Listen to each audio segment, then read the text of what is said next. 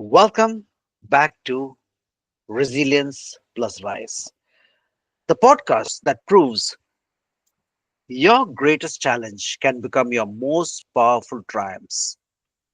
I'm your host, Thomas Scaria, a resilience coach, an ultra marathoner, and an author of a now published book, Resilience Plus Rise 26.2 Transformative Miles to Unleash Your Marathon of Life Mindset. Today, I'm diving deep into the heart of authentic power, the kind that radiates from within. In fact, just a few minutes back when I met the personality or the human, what struck me was the radiance, the kind that Leta Greene embodies. Leta believes in honoring the beauty, power, and happiness of women that's not in competition with men, but in celebrating the unique strength that we all possess. Lita challenges us to look beyond the fleeting validation of likes and comments, urging us to build a genuine connection and create a lasting impact. She's the author of How to Embrace Your Inner Hotness, Love Me Too, and she's currently working on a book about living joyfully after a grief. Her TED Talks amplify her mission. Her work helps women to rediscover their innate hotness, that inner fire that ignites a life of purpose and joy. So, without spending more time, let's join me as Lita shares her insight on self acceptance, overcoming adversity, and the importance of genuine connection. For me, when I was reading her background, I know I was inspired, but now get ready to be inspired, challenged, and empowered. Welcome, Lita Greene, to Resilience Plus Rise, the podcast. Oh, well, thank you so much, Thomas. I love that intro. You've done your homework, you know? When it is somebody who's worth spending that time, might as well do some homework. Because for me, in my podcast, I do not like to dive deep because I want to have that element of curiosity. Hmm. I want to look into, okay, then what happened? Right. Because rather than already coming with the answers. So actually, let's start off with when we started, we said, I started by pronouncing your name as Leta, and you said it's Lita. Hmm. Why is that important? Okay, so I told you there's a funny story around my name. So my maiden name before I married the charming Mr. Greene was Maughan, Maughan. So it's kind of a long name. Nobody knows how to pronounce it. And my first name, Lita, is pretty unique. And so my name, Leta Maughan, lead them on, was discovered as a pun when I was 15 and insecure. And that would be a great streetwalker name if your name were Leta Maughan. And Oh, I was engaged to a guy whose last name was Strong, so I would have been Leta Maughan Strong. Then there was Mr. Louder, that when he proposed, he used the words "I think." But I was prepared to say yes if he hadn't said, "I think I'd like to marry you," because I'm would like a little bit more definitive knowing. I would have been Leta Maughan Louder, which actually kind of fits. So Leta Maughan Greene just makes me sound like an environmental tree hugger. So, that's pretty cute. But yeah, so I've just had a unique name, and it's actually most commonly a Black girl name. And so I would show up at places and they'd go, "Oh, you're white." And I'd be like, "Okay, I didn't know I was supposed to tell you that." Or you know, so it's just, or Hispanic culture has it, and they'll be like, "Oh, you're not Hispanic." I was showing up to speak at a big Hispanic event, and I showed up. They're like, "How much Hispanic blood do you have?" And I said, "I don't think I have any. I don't know. My ancestors are from Wales. Why? And they're like, well, we thought you were Hispanic. That's why we hired you. And I'm like, well, how about we just love all the people and just not worry about that. So anyway, the audience still loved me, even though I wasn't Hispanic, but it was pretty funny. So, So, at this point of time, in the last a minute, you just gave a different vibrancy. You gave such a sense of joy, a sense of being.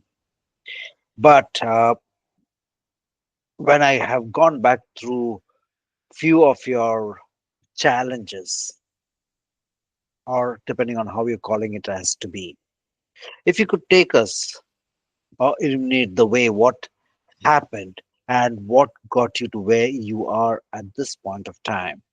okay. Yeah. So, uh, I have actually only started recently talking about the beginning of the story because I realized what kind of put me in front of people was what we call the adventure years.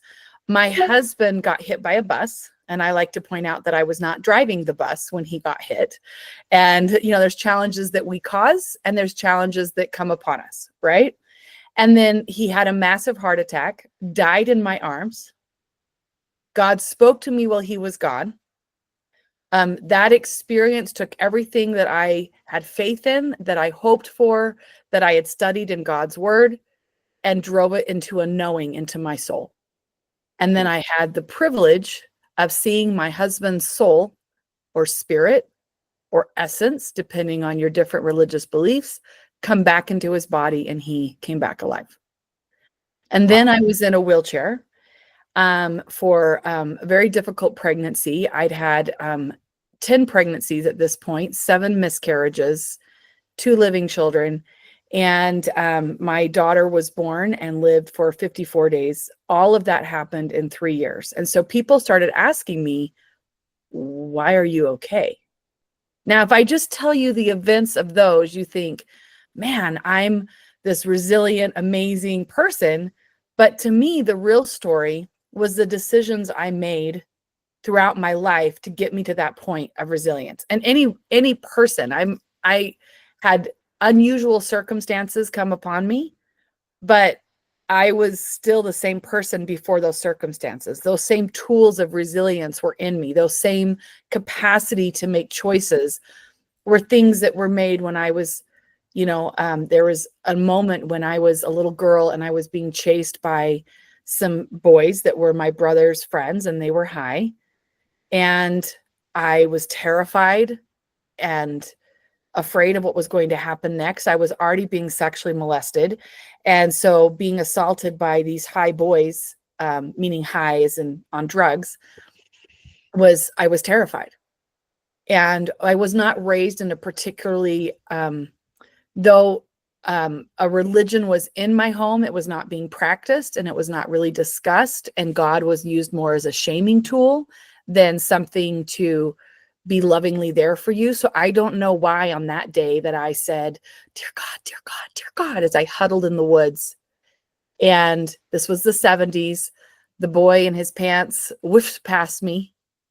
I don't know how he didn't see me as I was there panting in fear, saying, dear God, dear God, dear God. And I knew in that moment that a little girl in the woods mattered. I didn't know what that meant. I couldn't define it in words, but it put something in me that I knew that there was a God. And that changed the whole course of everything, doesn't it? And even though that was a very private and traumatic way that God revealed himself to me, nevertheless, it became a gift in my life. And that helped me reframe a lot of things that I could have framed in a different way. And it was a process. It wasn't like I just woke up one day and, I'm this positive person. It was like I have a choice to look at the negative of this or to start leaning into what is the lesson. What is the opportunity? And again, as a child, I didn't have those words, but I could see that what was before me in my home, which you would term as a dysfunctional and abusive home, and I was experiencing multiple forms of abuse. I could see that anger wasn't working. I could see that going into drugs wasn't working. I could see that running not to rip on runners, but I had one sibling that dealt with it by running and became the third best cross country runner in the state. The healthiest way to deal with it than anger, drugs, sex, and rock and roll, um, but I could see these examples around me of what wasn't working. And the miracle of my childhood was the neighbor lady, Rita DeBry. She invited me to come be her mommy's helper. She didn't have a lot of money, but she was going to pay me. And since I needed to figure out how to make food happen for me, the only food I could count on was school lunch, which I worked in the school lunchroom to get that meal every day. So working for her gave me means to providing stuff, food and security for myself. But what happened was, by being in her home working for her, I could hear how she interacted with her 5 children, how she talked to her children. And it was in such a contrast to my own personal experience. And more importantly, it gave me a higher view of what was then possible, because we can only do what we see as possible. True. So if everyone around you is beating their kids, then you think that that's totally acceptable. Right. And this is why I'm such a big fan of, like, you put the, mixing school districts and not having the gerrymandering that they do, where you have, a certain demographic all in one school. I love the idea of mixing them together, because then those kids can come and be in different homes and see different ways of being and have friends that are having different experiences. But when we get in our little group, that may or may not be healthy. Right. And likewise for my children, I have gone and exposed them to people who live differently than we do, that you might say, oh, this isn't as positive or as helpful to, to your well-being. But then they can come and be like, oh, not being yelled at. Okay, now I can have some empathy for these kids that are going through that. Going and volunteering at different places will help you encounter different ways of being. And that's so important, because it changes your perspective for the negative to the positive. And each in between that, you can find gratitude and something to push for. There are times wherein I am absolutely dumbfounded or speechless about what's the next question going to be. That's obvious from my voice Well, I'm also. super shy and have a hard time talking. So, you know, Wow. So what I heard was dysfunctional family, dysfunctional house, uh, being abused in all the different formats, uh, drugs and rock and roll, X number of pregnancies, time in a wheelchair, a dying husband who came back who to life. came back by the grace of God, got back to life. Amen. Right? Okay. Yeah. And I believe there was one element which you mentioned, is that wherein you realized life was not happening to me but for me. And you overcame that. And what I've just seen now is that you are, because you have gone through these elements, and it's just the example you gave about your children, wherein they work around different environments so that they are aware in their growth. This has made you a beacon, a cheerleader, because of the, I don't know if I can call it even as challenges, but what you have gone through and become this person where people turn and say, Lita Greene, that's one person I can turn to. And it's funny how it got there, because prior to me, prior to the bus and the heart and my daughter dying, I was actually viewed when I was 18 years old. Now, keep in mind what I just told you about my childhood. I was somebody who decided that I was going to be a smiler, right? So I would show up and I would project the internal seeking that I was having for God, which I believe makes you more happy, right? So did I have all the answers? No. But I'm somebody who's going to show up with a smile on my face. And I literally had people say to me, when real life happens to you, you won't be so happy. As though we show, like they do in the Bible, with their ash and their sadness and their despair, their piousness. And for whatever reason, I interpreted true coming to God as being smiling, of choosing to lean into the joy, right? And so people underestimated what I was capable of and would make comments throughout my adult life that I must just not have had. Like, I had a neighbor one time who was like, "Oh, you must have been born with a silver spoon in your mouth." And I'm like, I remember picking bugs out of my food fairly often, right? So I'm just kind of like, oh, he's just making a judgment by what he's seeing on the outside. And if it hadn't been for those events, the bus, the heart, and my daughter's death and being in the wheelchair, nobody would ever know who I was. I was very happy, contently living my life quietly. That was totally fine. I was very happy with that because to me, I had already arrived. I had managed to do something so miraculous to not marry what I had been given. I managed to make a list and qualifications. Okay, Rita DeBry's husband, Paul DeBry. What qualities do I admire about him? What about this other guy in church? Oh, this elementary school teacher, how he talked to me. I like that. Right? So I was making a list from a very young age of admirable qualities. And even though my grandmother had told me that I was too ugly to ever get married, for some reason, I was like, well, if I'm going to get married, I might as well marry a good one. And then I read a book when I was 21 years old called It Will Not Happen to Me. And it was about how alcoholics' daughters marry alcoholics. Now, though alcoholism, there was different substances, but the same patterns were there, right? Mhm. That we are going to go with what we've been role modeled. We're going to go with what's comfortable. And people will talk about falling in love, and they fall in love with what they've had. And what they've had may not be good, but it feels comfortable. It feels like you've come home.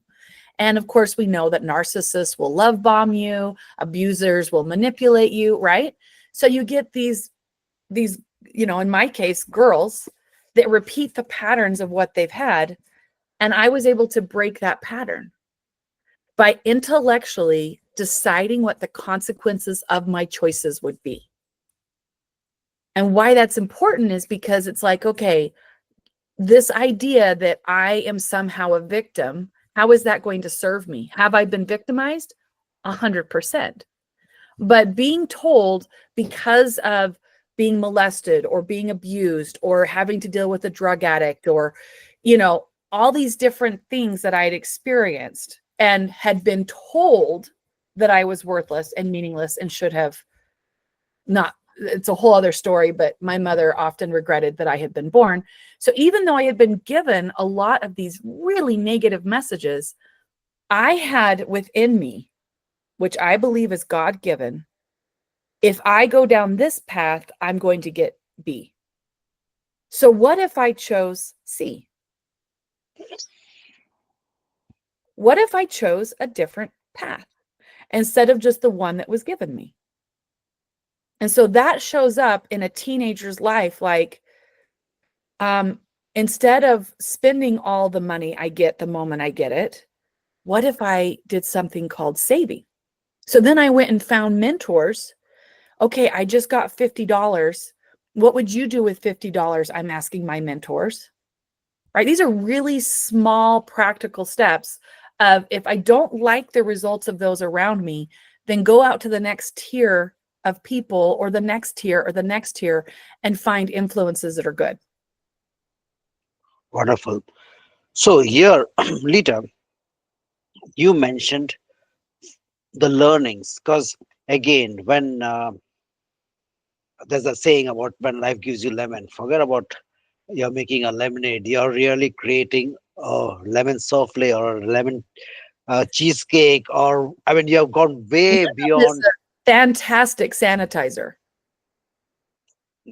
It is okay. You said that also, but there would have been a point in your life wherein you would have realized, and when you look back, and when you're still in that point of life, wherein you say, "Life is happening for me. What am I learning?"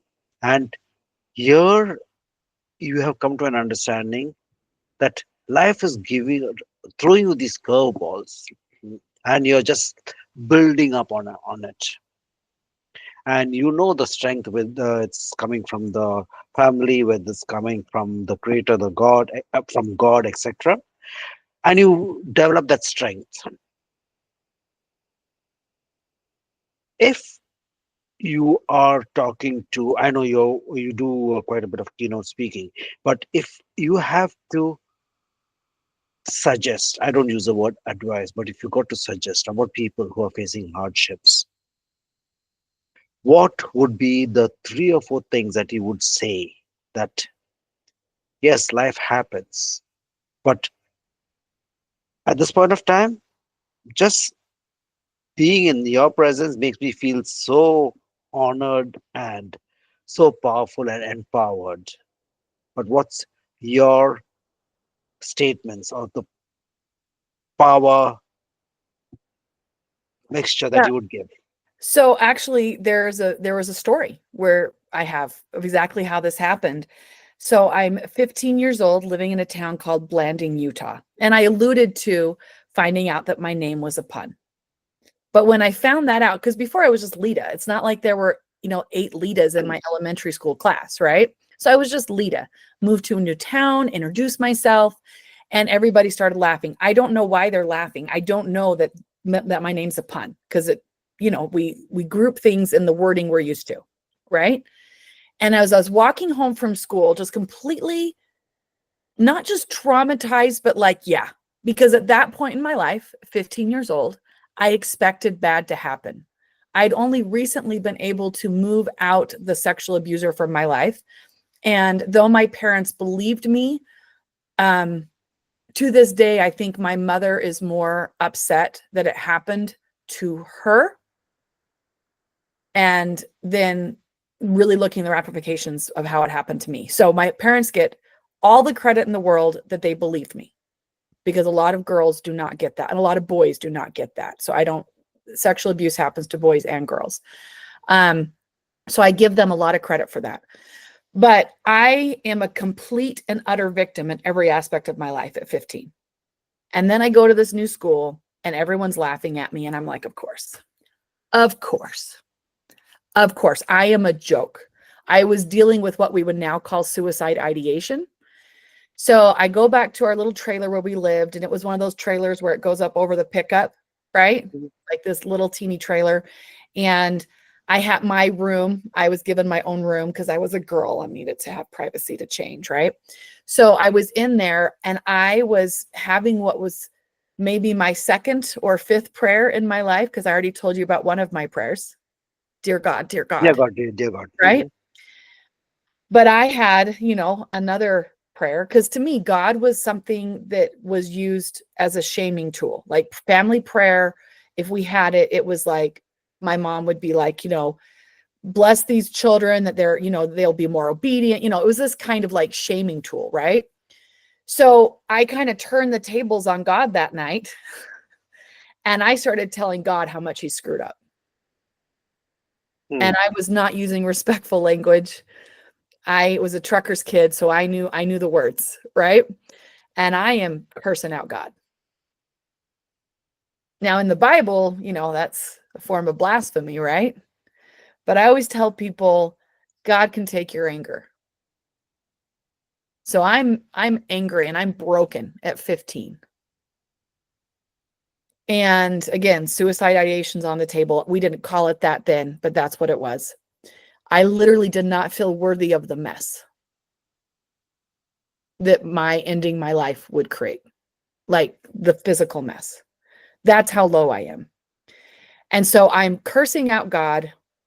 And all of a sudden, I had this boom just kind of hit me. You need to practice a new way of thinking about yourself. And it was forceful. It wasn't like this soft little quiet voice. It was like almost physically hitting my chest. It hit me so hard. And then there was this whole conversation that kind of ended up unraveling between me and what I know to be God. of how everything that I was saying about me to myself Hmm. privately in my room was negative. Everything was negative. I had a whole entire well-rehearsed list that I was giving God of how much he had screwed up in my life. This is a well-rehearsed list. I call it the poopy list when I speak about it, right? We all have our poopy list. But the question is, what do we do with it? And I think it's an excellent thing to give that out to God, right? But you can do something just simple as asking yourself, am I really that, like one of my poopy things was, that I'm ugly. Well, the truth is, even if I were ugly, there are ugly people who get married and are happy. I'd seen it, right? And I'd seen this couple that, the world wouldn't say is beautiful, and they were looking at each other with love. And I was like, wait a minute, that's totally different than what I've been told. So I started kind of picking out these examples. And even though I couldn't debunk every single one of those things on my poopy list that night, I had a new tool: practice a new way of thinking about yourself. So I've since called them vanity prayers, and I'm a makeup artist. And in my first book, How to Embrace Your Inner Hotness, I outline exactly how I do this. It's just an affirmation exercise. Every religion, every people that have ever existed on this planet have an affirmation exercise. This is nothing new, right? You don't need to buy the book to do it. It's just my story and my motivations to tell you how to do it. I'm sure in your book, you had something that you were saying to yourself. True. This is, words have power when we repeat them. And the fact that somebody else said them, well, that's on them, right? But what gave those words power is that I was repeating them, recycling them in my own brain and psyche. And by simply adding in one more positive thing, and the thing that I added in was, I decided that I would say, everyone in this room loves me. Now, that was not a true statement. I didn't even love me. Hmm. But when I walked into the school the next day, I had been saying to myself as I was getting ready that morning, everyone in this room loves me. Everyone in this room loves me. Everyone in this room loves me. Like, I'm not even saying it in a positive way. I'm like freaking, right? Everyone in this room loves me. Okay, before I turn the door knob, everyone in this room loves me. Everyone in this room loves me. And I walked in and everyone was like, hey, lead them on. Now, I had had a bicycle accident in the 3rd grade. I'm now 15. I didn't have my front teeth from when I was 9 years old till I could buy them myself at 21. So imagine this awkward kid, doesn't dress right, didn't know how to, I'm that kid that you look at and you could tell was in distress. And I didn't have my front teeth, right? And I forgot to smile in a way that covered my front teeth. And I just kind of went, yeah, Lita Mon's here. Because again, I'm thinking in my head, everyone in this room loves me. And I forgot my own insecurities for a second and I laughed. I forgot to cover up the teeth, right? Because I would kind of curl my lip down. And everybody laughed, but they were laughing with me. It was very subtle. But instead of being the object of being laughed at, as I was just a second ago, by me kind of absorbing that laughter and kind of being like, they then turned to laugh with me. And then I was thinking about it. And again, I think this was just God directed. As I was walking around, everyone in the whole entire school knew my name. Well, how does the most popular girl at school behave? Well, that was a girl named Lizzie at my junior high, and she went around saying hi to everybody. And she was really nice. For my schools, most of the kids that I would term as popular were popular because they were nice. It's Provo, Utah. They call it Happy Valley for a reason, right? Hmm. But that was the role model that I had of popularity, was saying, hi, hi, hi, I'm Lita Mon. Hi, hi. So I started going around acting like Lizzie. I didn't fake it. I was just taking a skill set from Lizzie. Hi, hi, hi, hi. And everyone's like, hi, hi, hi.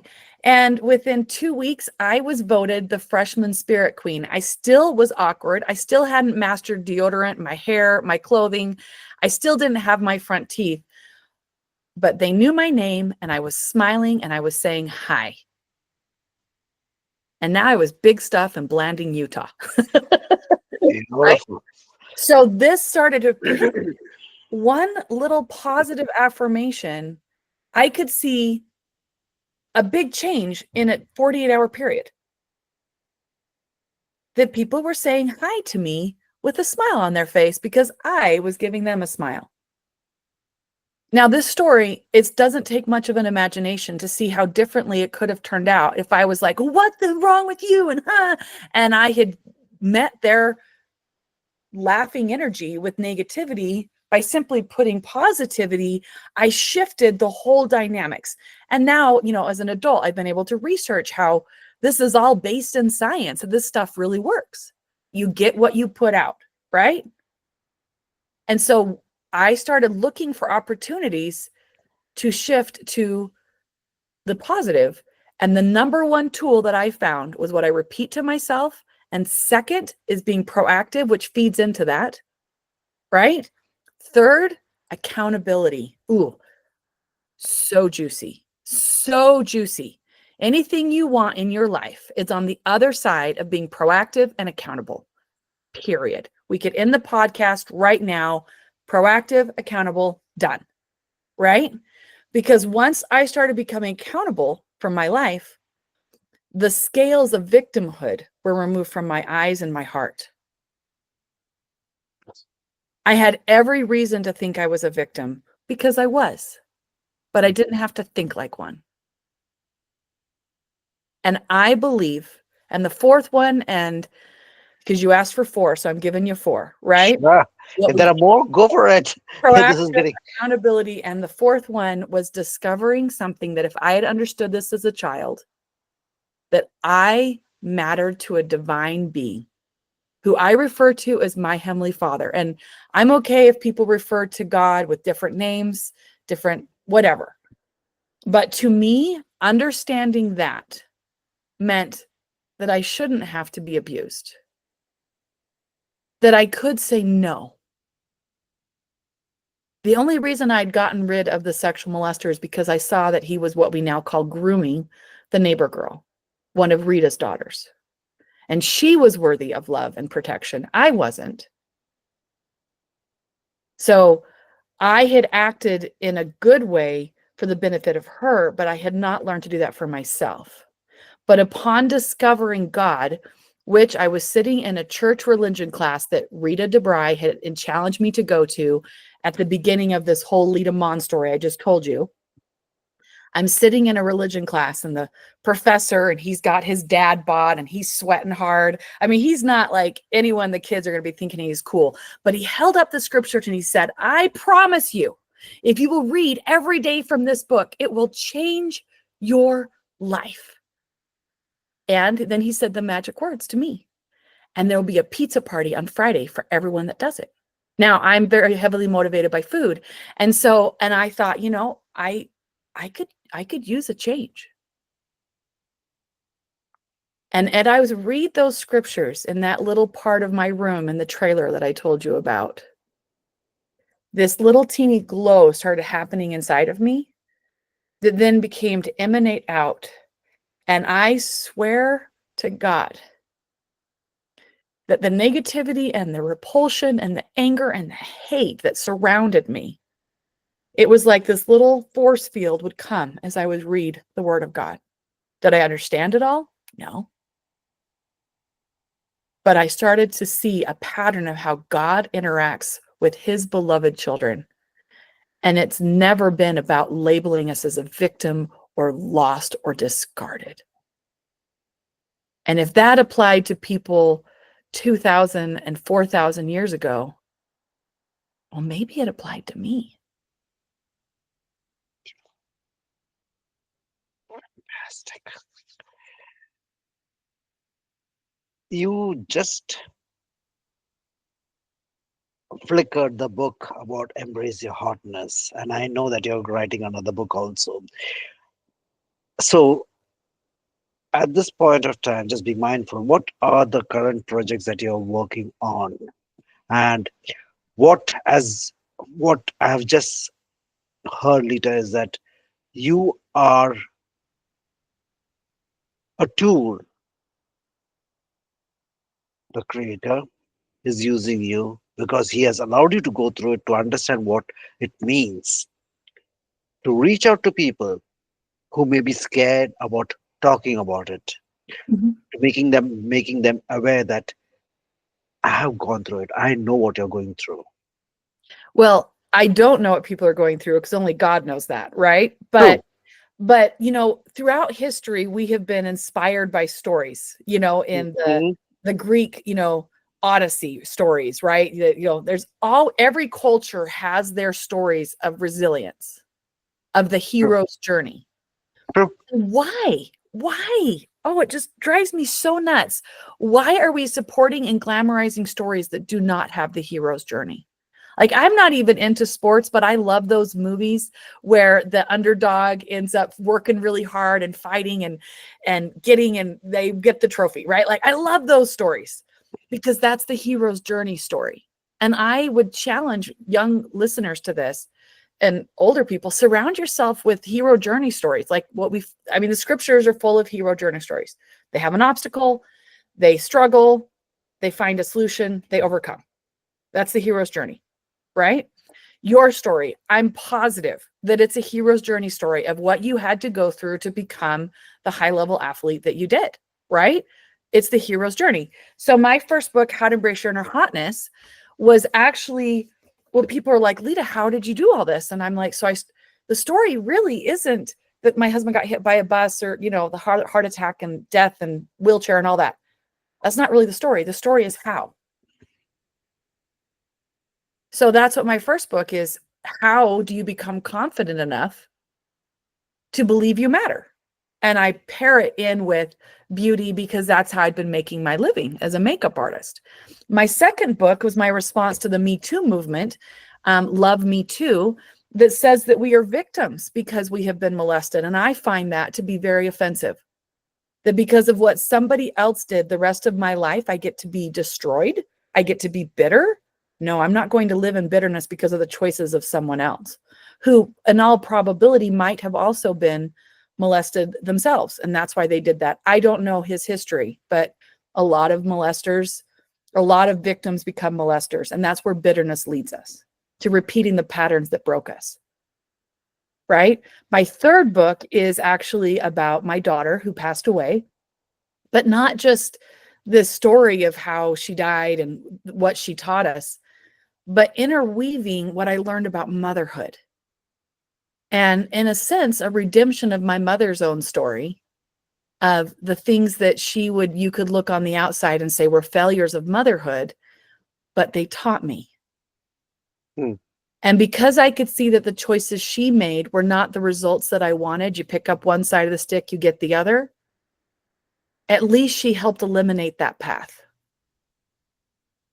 And so it's about forgiveness and grief and love and intentionally living your life in circumstances that are hard. Because I don't want to just tell people, oh, these things happen and people be impressed with me. I want to dig into how I got there so that the reader or the listener can dig into how they can get there too. Because we're all just people, right? We're all just people.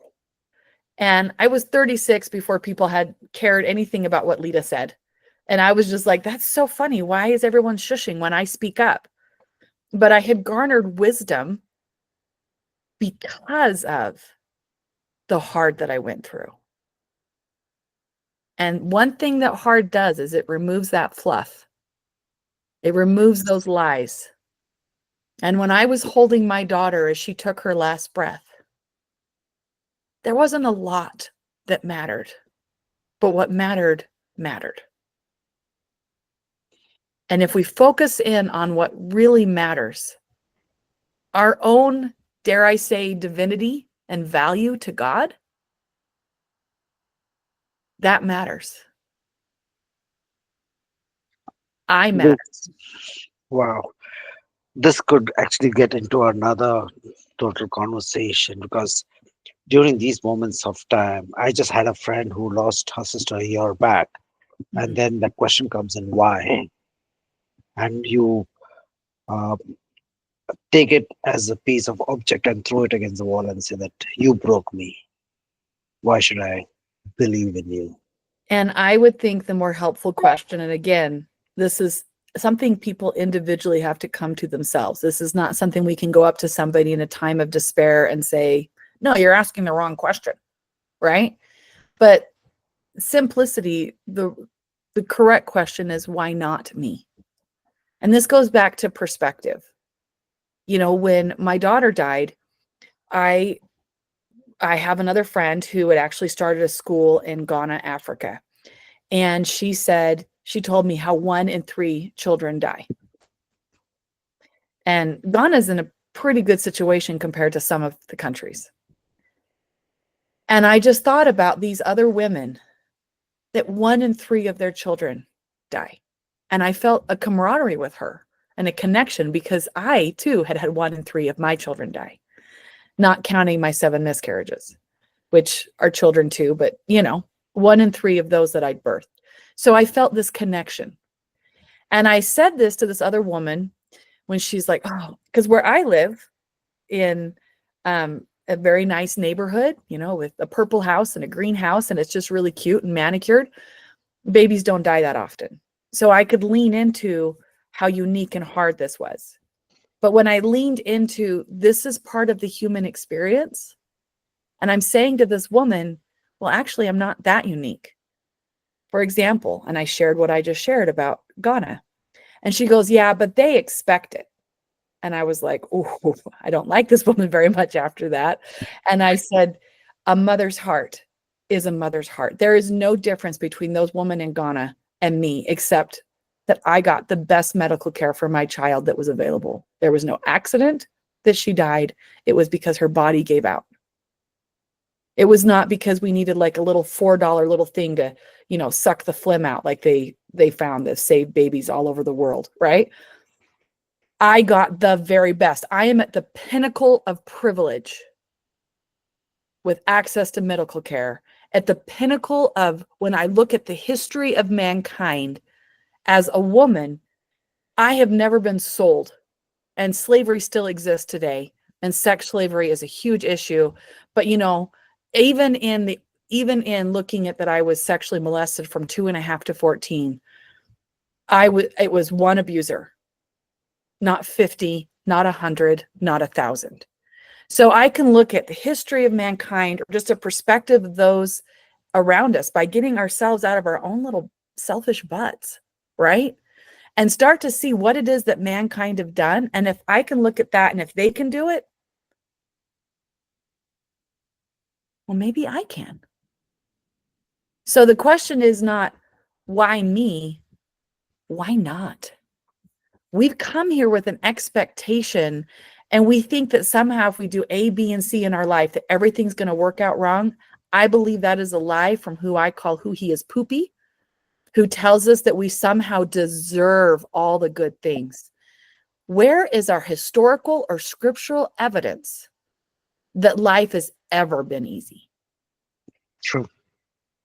And yet we somehow sit here with this, why isn't everything working out for me? Why don't I have everything I want? Why? It's the wrong question. Why not? Simply my turn. And if you turn it deeper into a religious perspective, you know what? I've come to learn something, Thomas, that I hold as a sacred gift. Evidently, God trusts me with these challenges because he knew I would do something with it. And we can bury our talents, because remember the parable of the talents? Yes. Well, everything I like about me is attached to something that was hard. Wow. True. So I can bury that talent, that gift that was something likable about me, something good about me, because it had a poopy covering, Mm-hmm. or I can wash it off and hold it up high and say, look what God has done. Look, I shouldn't be okay. True. And yet, not only am I okay, I'm freaking awesome. And my day-to-day life has no drama in it. I love that. What a gift. What an amazing life. And right now I'm facing a cancer threat and everyone's like, "Oh, Lita, I'm so sorry." And I'm like, "No, it's fine." One, I've had harder bumps. But again, leaning into perspective, I get access to medical care. Mm. I'm getting the opportunity to fight off the cancer. A cancer threat with abnormal cells is still not cancer. So what can I do about it? Accountability, being proactive. Well, I've given up sugar. I've given up flour, right? I joke Mhm. that I'm racist now. I don't like the whites. You know, I am doing everything I can to give my body the best opportunity to bounce back. This is a gift. Wow. Rita, that was absolutely a transformative conversation. I've had quite a bit of conversation, and this one has really left me an amazing impact. If there is a statement or two that you would like, just being mindful of the time, that you would like to tell the listeners before we can start this conversation, what would that be? You're worthy. You're worthy of all the good things. What happens to us here does not define us. It's refining us. 7 times 7.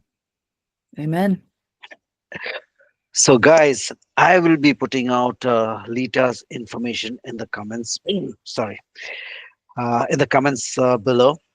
Do connect with her. Find out if it can make you grow.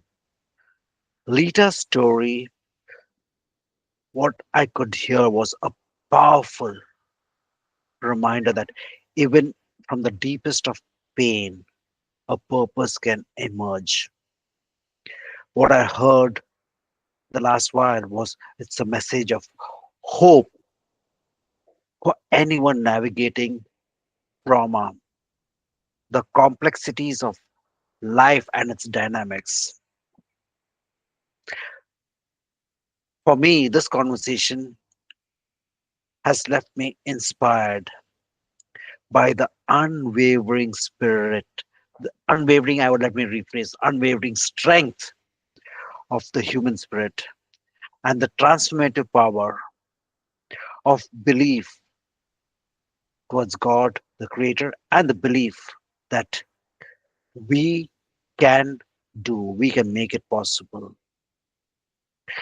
It's the profound power of finding your own self and showing to the world what is possible. With this, Lita, thank you so very much for your space and time. Thank you. Thank you, Thomas, for having me on.